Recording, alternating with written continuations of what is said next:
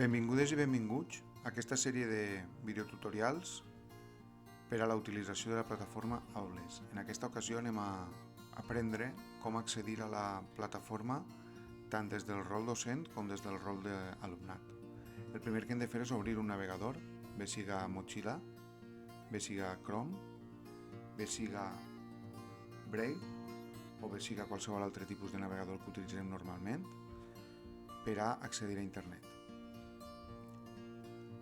La URL que hem de posar per a poder accedir a la plataforma és la següent: portal.edu.gba.es/aules. En primer intro se'ns obri una pàgina en la que està l'accés a tots els sabors als que puc accedir com a docent. Només hauria de triar aquell apartat en el que vulguera accedir. En el cas que haguera d'accedir amb el rol d'alumne, hauria d'accedir des de la mateixa pàgina d'aules i accedir amb el NIA i la contrasenya, que és la mateixa que es va generar en el curs passat, que és les 3 primeres lletres en minúscula del cognom de l'alumne seguides de la seva data de naixement. Hem de tindre en compte que l'accés a l'aules docent és un accés sense alumnat.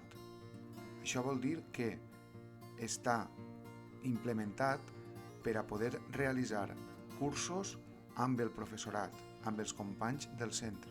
Aleshores, si haguera d'accedir a l'aules docent, he de tindre en compte que no vaig a poder matricular alumnes.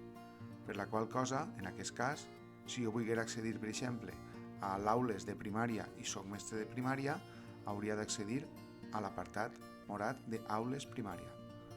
Una vegada punxi damunt, hauria d'accedir amb el meu usuari d'Ítaca. En aquest cas, jo posaria el meu usuari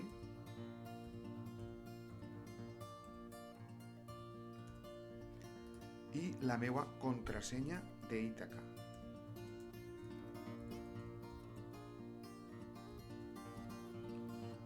Aleshores li donaria login i en aquest cas jo ja hauria accedit a la plataforma. Fins ací aquest videotutorial. Ens vegem en altres videotutorials realitzats per l'equip de coordinadors TIC. Podeu consultar més informació en la pàgina de CVTIC o en el canal de YouTube de CVTIC.